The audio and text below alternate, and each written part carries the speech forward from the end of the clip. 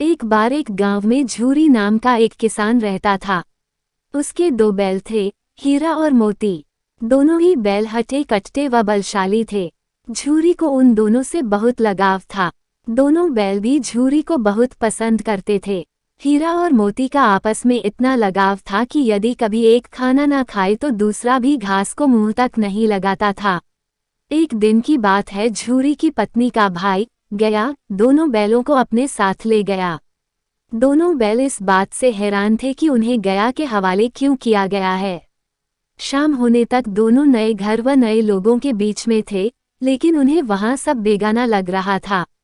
रात को जब सभी सो रहे थे तो दोनों रस्सी तोड़कर झूरी के यहाँ भाग खड़े हुए। सुबह सवेरे ही जब झूरी ने उन्हें अपने यहाँ देखा तो दौड़कर गले से लगा लिया। ये सब देखकर झूरी की पत्नी बिल्कुल खुश नहीं थी। उसने दोनों को खूब खरी खोटी सुनाई और यह निश्चय किया कि दोनों को खाने में केवल सूखा भूसा ही मिलेगा।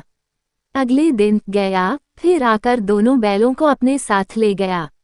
गया पिछले कल की घटना से बेहद क्रोधित था, इसलिए उसने वहां भी दोनों को खाने के लिए सूखा भूसा ही दिया। किसी तरह रात कटी और सुबह दोनों को हल जोतने के लिए खेतों में ले जाया गया। हालांकि दोनों ने जैसे एक कदम भी न उठाने की कसम खा रखी थी।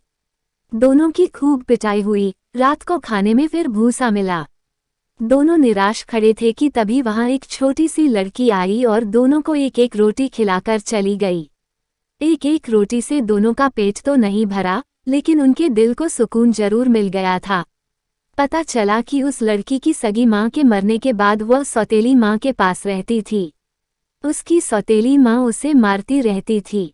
शायद यही वजह थी कि उसे बैलों के लिए अपनापन था। दोनों उस छोटी लड़की के बारे में सोचकर चुपचाप अपना समय बिताने लगे। एक रात दोनों ने सलाह करी कि वे दोनों गले में बंधी रस्सी को चबा चबा कर तोड़ देंगे और वहां से भाग जाएंगे। उसी रात जब वे रस्सी को तोड़ने की कोशिश कर रहे थे तो वही छोटी लड़की वहां आई और उसने दोनों को रस्सी से आज़ाद कर दिया। दोनों ने छोटी लड़की से विदा ली और दौड़ने लगे। इतने में गया को इसकी खबर लगी और वो अपने आदमियों के साथ उन दोनों के पीछे दौड़ पड़ा।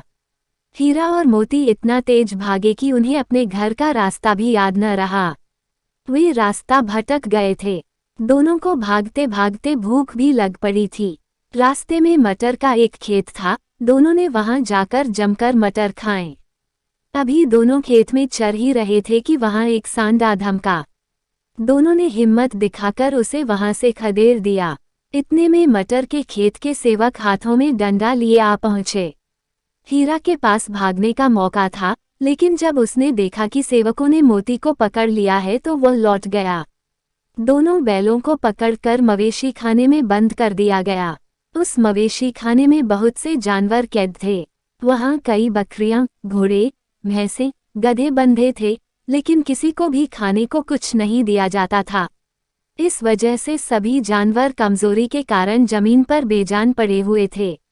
जब पूरा दिन बीत जाने पर भी खाने को कुछ न मिला तो हीरा के सब्र का बांध टूट गया। उसने बाड़े की कच्ची दीवार पर जोर से अपने सींग गड़ा दिए। इससे मिट्टी का एक टुकड़ा निकल आया। ये देखकर हीरा को हिम्मत मिली और वह दौड़ दौड़कर अपने सींगों से दीवार की मिट्टी गिराने लगा। तभी मवेशी खाने का चौकीदार हाथ में लालटेन लिए जानवरों की हाजिरी लगाने आ पहुंचा। हीरा की करतूत देखकर उसने उसकी डंडे से पिटाई शुरू कर दी और उसे मोटी रस्सी से बांधकर वहां से चला गया। हीरा ने मोती से कहा, आज अगर ये दीवार गिर जाती तो यहाँ बंधे हुए कितने ही जानवर आज़ाद हो पाते। यदि ये थोड़े दिन और यहाँ रुके तो कमजोरी से इनका मरना निश्चित